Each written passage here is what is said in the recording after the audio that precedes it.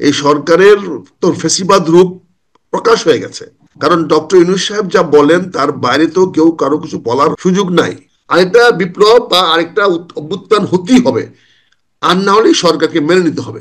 এবং কত বড় একটা অধর্ম সরকার হইলে পরে ব্যাড এমপ্লয়িকে, খারাপ কর্মচারীদেরকে বেশি বেতন দিয়ে তুষ্ট রাখতে চায় যাতে তার গদিটা নিরাপদ থাকে। তো এটা তো জনবিরোধী, জনস্বার্থ বিরোধী, জনগণের বিরোধী। এটাই তো ফ্যাসিস্ট কার্যক্রম। সারা বাংলাদেশের মেইন লাইন মিডিয়া যেটা বলেন, টেলিভিশন যদি বলেন, পত্র সবগুলোই তো সরকারকে অপমানিত করছে। সরকারের বক্তব্যের বাইরে কথা বলার কারো কোনো সুযোগ তো এখানে কাউকে দেওয়া হয় নাই, দেওয়া হচ্ছে না। এবং আন্তর্জাতিক মিডিয়াও তারা কারা করছে, কারণ যেহেতু ইউএস এর টাকা সম্পূর্ণ এখনো ব্যয় হয় নাই, এখনো বিভিন্ন কোম্পানিতে টাকাগুলো চলে গেছে।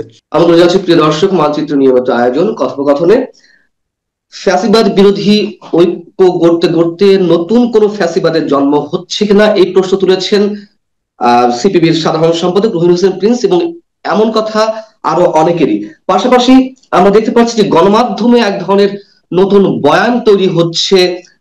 আইন শৃঙ্খলা রক্ষাকারী বাহিনী শেখ হাসিনার নির্দেশে জুলাই আন্দোলনে কতটা নির্যাতন চালিয়েছে, কি পরিমাণ গুলি চালিয়েছে, কিন্তু সব বিষয় আমরা আন্তর্জাতিক গণমাধ্যমে উঠে আসতে দেখছি না। আসলে কি ঘটে যাচ্ছে, কারা এসব ঘটাচ্ছে, এসব বিষয়ে আমরা আলোচনা করবো। আমাদের সঙ্গে এই বিষয়ে আলোচনার জন্য আমাদের সঙ্গে যুক্ত রয়েছেন মুক্তিযোদ্ধা, সাবেক সেনা কর্মকর্তা মেজর অবসরপ্রাপ্ত আখতারুজ্জামান। মেজর আখতারুজ্জামান, আপনাকে স্বাগত জানাচ্ছি আমাদের অনুষ্ঠানে। যে কথা শুরুতেই বলছিলাম যে ফ্যাসিবাদের বিরুদ্ধে ঐক্য সবাই করতে চায়, কিন্তু নব্য ফ্যাসিবাদ গড়ে উঠেছে কিনা বা গড়ে ওঠার পথে কিনা, আপনার কি মনে হয়? ধন্যবাদ পান্না ভাই, ধন্যবাদ আপনাকে আমাকে আপনার এই অনুষ্ঠানে আমন্ত্রণ জানানোর জন্য। আপনার মাধ্যমে আপনার দর্শক শ্রোতা থেকে আমার শুভেচ্ছা সালাম জানাচ্ছি। আসসালামু আলাইকুম, সব ভালো থাকবেন। এখন তো নব্য ফেসিবাদ তো হয়েই গেছে, আমরা তো আলোচনার কোনো সুযোগ দেখছি না। এখন যে সরকার, এই সরকারের তো ফেসিবাদ রূপ প্রকাশ হয়ে গেছে। কারণ ডক্টর ইউনূস সাহেব যা বলেন তার বাইরে তো কেউ কারো কিছু বলার অপেক্ষা রাখেন না, সুযোগ নাই। তিনি যা বলছেন, যেভাবে চালাচ্ছেন দেশ সেভাবে চালাচ্ছেন। ওনাকে তো এখন পর্যন্ত দেখলাম না যে উনি ওনার উপদেষ্টা পরিষদে বসে একটা সিদ্ধান্ত নিয়েছেন এবং সেই সিদ্ধান্তটা উনি অপেক্ষা করছেন পরিষদ কি বলে। ওখানেও দেখলাম উনি যা বলছেন সেটাই পরিষদ জি হুজুর বা ঠিক আছে ঠিক আছে, ঠিক ঠিক ঠিক বলে সবাই অনুমোদন দিয়ে দিচ্ছেন। তাহলে নব্য ফেসিবাদের জন্ম তো হয়ে গেছে। বর্তমানে যে শাসন চলছে সেটাও তো একটা ফেসিবাদী শাসন। এখানে তো জনগণ বা বহুমতের কোনো আলোচনার সুযোগ নাই। এমনকি আমরা দেখতে পাচ্ছি যেখানে বিভিন্ন রাজনৈতিক দলগুলোকে ডেকে নিয়ে এসে ওদেরকে যেই নসিহত গুলো দেওয়া হয়, সেই নসিহত গুলো তো এক পেশে। সেখানেও বলা হয় যে প্রধান উপদেষ্টা এই নসিহত করে দিয়েছেন এবং এই কথা বলে দিয়েছেন, এবং সেখানেও দেখি সকল বিরোধী দলগুলো সেই নসিহত মেনে কমলা লেবু খেয়ে, শরবত খেয়ে, পায়েস খেয়ে চলে আসেন। তাহলে মানে কি আর ফেসিবাদ আর কবে জন্ম নিবে? ফেসিবাদ তো চলছে। এটা নব্য বলে যা বলে, বাংলাদেশও বর্তমানে একটা ফেসিবাদ সরকারের অধীনে চলছে। এই সরকার তো কোনো পরিকল্পনা দেয় নাই যে সরকার পরিবর্তনের কোনো রাস্তা তো খোলা রাখতেছে না। সরকার তো এখন পর্যন্ত বলে নাই যে সরকারের মেয়াদ কতদিন পর্যন্ত হবে, এটা তো সরকার এখন সুস্পষ্ট করে নাই। কাজে তার ডেট এক্সপায়ারি প্রশ্ন থেকে আসে না। তার যেহেতু মেয়াদ কতকাল আছে, এই বড়ির এই ওষুধের মেয়াদ কতদিন, এটা তো লেখা নাই তার। কাজে বর্তমান এই ফেসিস সরকারের মেয়াদ কতদিন লেখা নাই। তা আমরা ধরে নিতে পারি এই সরকার আজীবন থাকবে। আজীবন থাকবে, অথবা যদি আবার একটি আন্দোলনের মাধ্যমে, বিপ্লবের মাধ্যমে সরকারকে পতন করানো যায়, তাহলে হয়তো এই সরকারের পরিবর্তন হবে। আমরা সরাসরি বলতে পারি যার একটা অভ্যুত্থান প্রয়োজন। প্রয়োজন না, অবশ্যম্ভাবী, অবশ্যম্ভাবী হতেই হবে। আরেকটা বিপ্লব বা আরেকটা অভ্যুত্থান হতেই হবে, আর না হলে সরকারকে মেনে নিতে হবে। মেনে তো আমি নিব না। এই জনগণের উপরে একটা বাড়তি কর চাপিয়ে দিয়ে আপনি সরকারি কর্মকর্তাদের, অধর্ব সরকারি কর্মকর্তাদের বেতন বৃদ্ধি বাড়ানোর জন্য একটা পে কমিশন করে দিয়েছেন। পে কমিশনে কারা খুশি হয়? যারা সরকারি বেতন ভাতা পায়।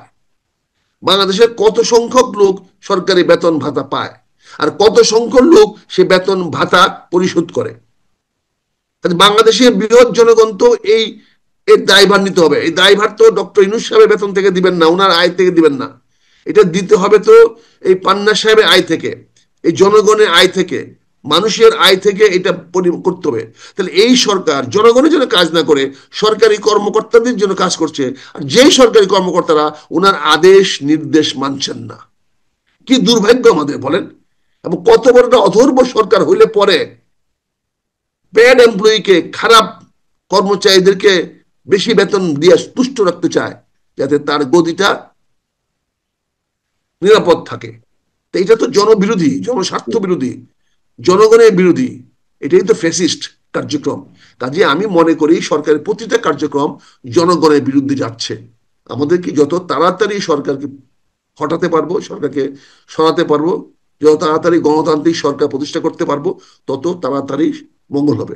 প্রয়োজন পড়লে আরেকটা বিপ্লব করে বিপ্লবী সরকার গঠন করতে হবে, কিন্তু এই সরকার পরিবর্তন করতে হবে। এই সরকার না সাংবিধানিক না বিপ্লবিক, কাজে হিজড়া সরকার দিয়ে হবে না। আমি একটা ভিন্ন প্রসঙ্গে আসতে চাই মেজর আখতার জামান। সেটা হচ্ছে যে কদিন আগে বিবিসি একটি রিপোর্ট প্রকাশ করলো, সেটা নিয়ে যথেষ্ট বিতর্কের সৃষ্টি হলো, সমালোচনার সৃষ্টি হলো। শেখ হাসিনা একটা অডিও রেকর্ড সেখানে প্রকাশ করা হলো বিবিসির ভিডিও ভার্সন রিপোর্টটিতে। এবং একই টাইপের আরো একটি রিপোর্ট প্রকাশ করলো আর এক আন্তর্জাতিক গণমাধ্যম আল জাজিরা।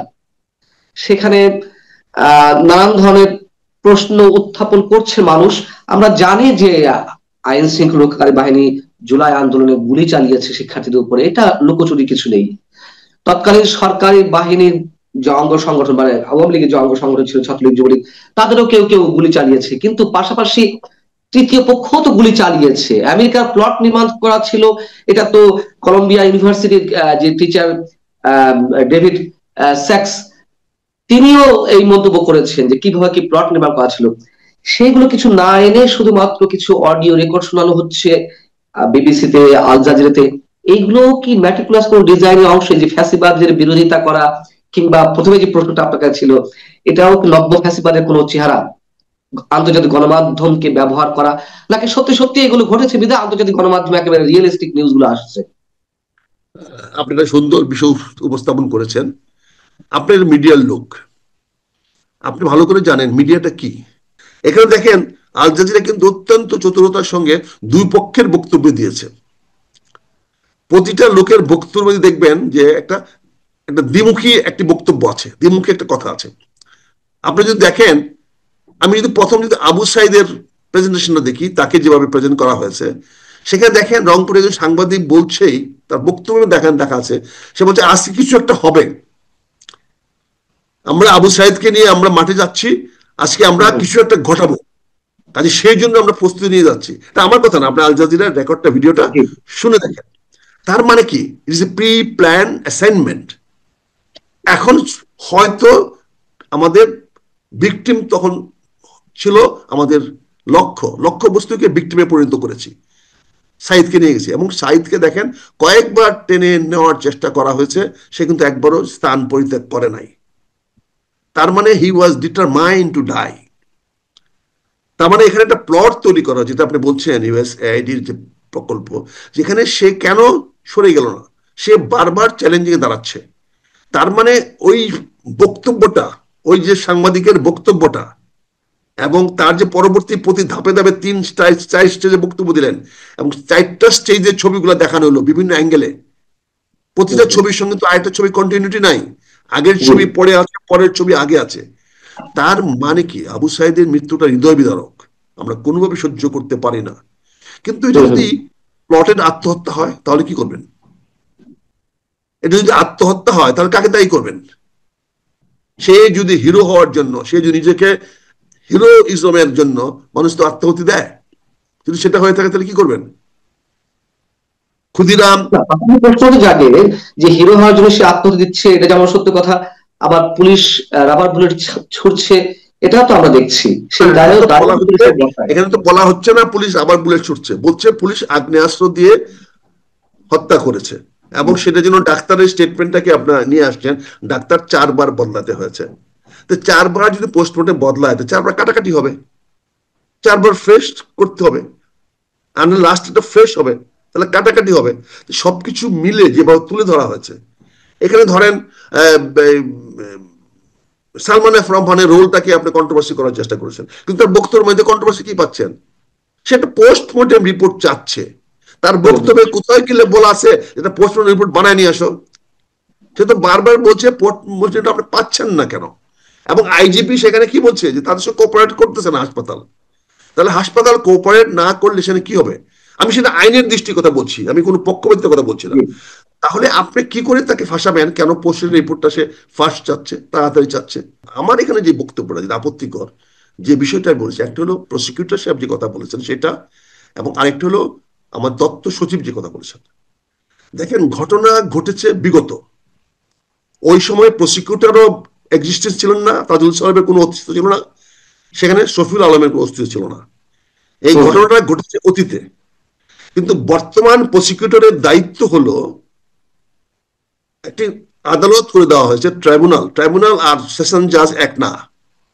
নর্মাল আদালতে আগে প্রমাণ করতে অপরাধটা সংঘটিত হয়েছে কিনা।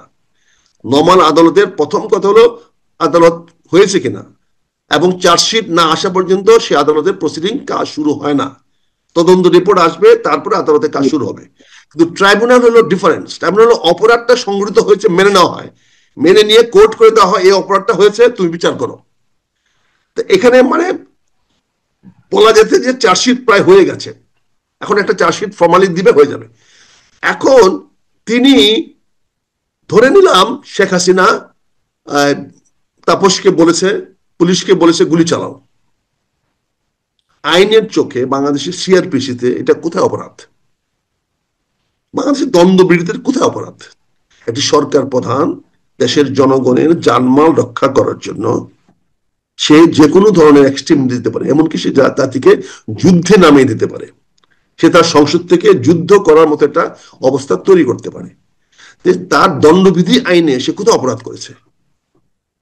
তার অপরাধ যদি হয়ে থাকে, সেটা অপরাধ হয়েছে শপথ ভঙ্গের।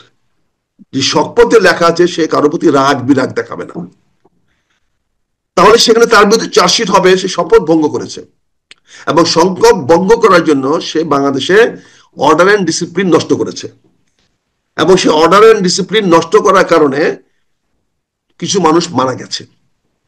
তাহলে তার বিচার হবে অর্ডার এন্ড ডিসিপ্লিন ভঙ্গ করার জন্য, সেখানে তাকে জেল দিবেন। আর ফাঁসি দিতে হলে তাকে ট্রাইব্যুনাল করে কোনো চার্জ না, আপনার বাপে করছিল এই জন্য আপনাকে ফাঁসি দেওয়া হলো। ট্রাইব্যুনাল ইজ ডিফারেন্ট থিংস, আর বিচার সাধারণ বিচার অন্য জিনিস। কাজে এখানে বক্তব্য দেওয়াটা প্রসিকিউটর সাহেবের সঠিক হয় নাই।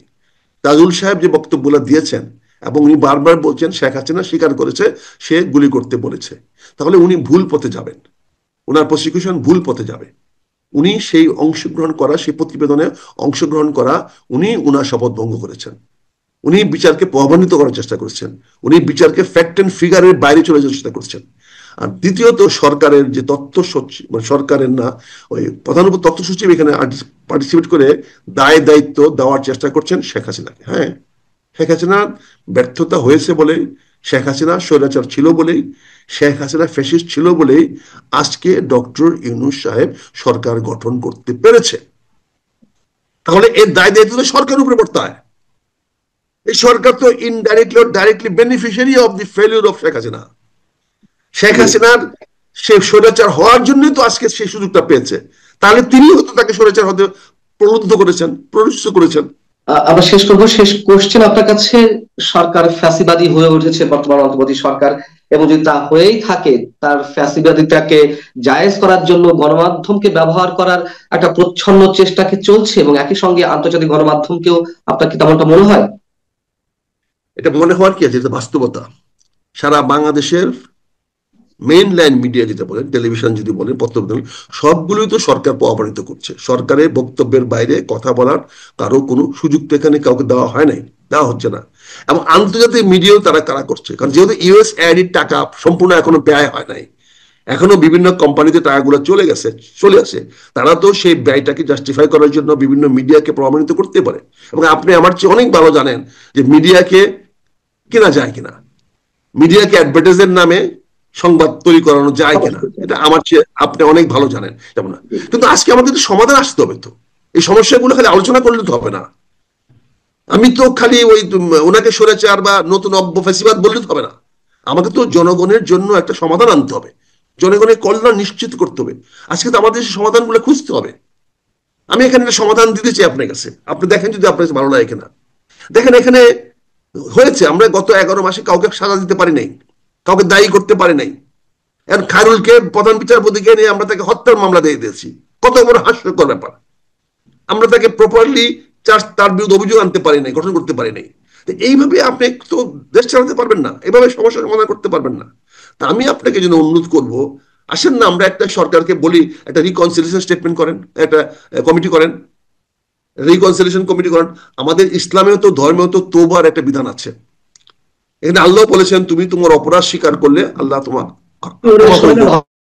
আমরা সবাই না চোর, না শুনুক, আমরা কাহিনী কেন শুনেন, শুনবো? না শুনুক, না শুনুক, তারপর তো আল্লাহ বিধান রেখেছেন, আল্লাহ তো বিধান দিয়েছেন আমাদেরকে, বলেছেন যে তোমাদের তওবা করলেও আমি আমি পথ খোলা রাখবো। তা আমরা কেন সেই পথটা খুলে দেই না? আমরা কেন যারা অপরাধ করেছে, যারা তসলুপ করেছে, তাদের অর্থ ফেরত দিয়ে, তাদের দায় স্বীকার করে তাদেরকে আমরা যদি ক্ষমা প্রদর্শন করে রাষ্ট্রটাকে ঐক্যবদ্ধ করি না কেন, জাতিকে ঐক্যবদ্ধ করার চেষ্টা করি না কেন? জাতিরা তো একজন কারো বাপের সম্পত্তি না, এটা তো আমাদের সবার সম্পত্তি, আমার আগামী প্রজন্মের সম্পত্তি। আগামী প্রজন্মের স্বার্থে, আমাদের সন্তানের স্বার্থে, দেশটাকে শান্তিময় করার জন্য, শৃঙ্খলিত করার জন্য, সুশৃঙ্খল আনার জন্য, আমরা সবাইকে নিয়ে একটি সুন্দর রাষ্ট্র গঠন করার জন্য, বাংলাদেশকে নতুন করে গড়ার জন্য আমরা কেন ঐক্যবদ্ধ পথ চালাবো না? আমরা কেন একটা রিকনসিলিয়েশন করে যার যার দোষ যদি সে স্বীকার করে তাকে তার ক্ষমা পাওয়ার সুযোগ কেন দিব না?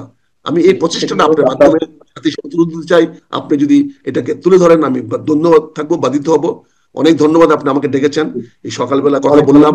আশা করি আমরা বাংলাদেশ সুন্দর পথে যাবে, সফলতার পথে যাবে, আমরা আগামী দিনে একটা সুন্দর বাংলাদেশ দেখতে পাবো। অনেক অনেক ধন্যবাদ আমাদের সঙ্গে যুক্ত থাকার জন্য। দর্শক ভালো থাকুন। এই ছিল আজকে আলোচনা। আল্লাহ হাফিজ।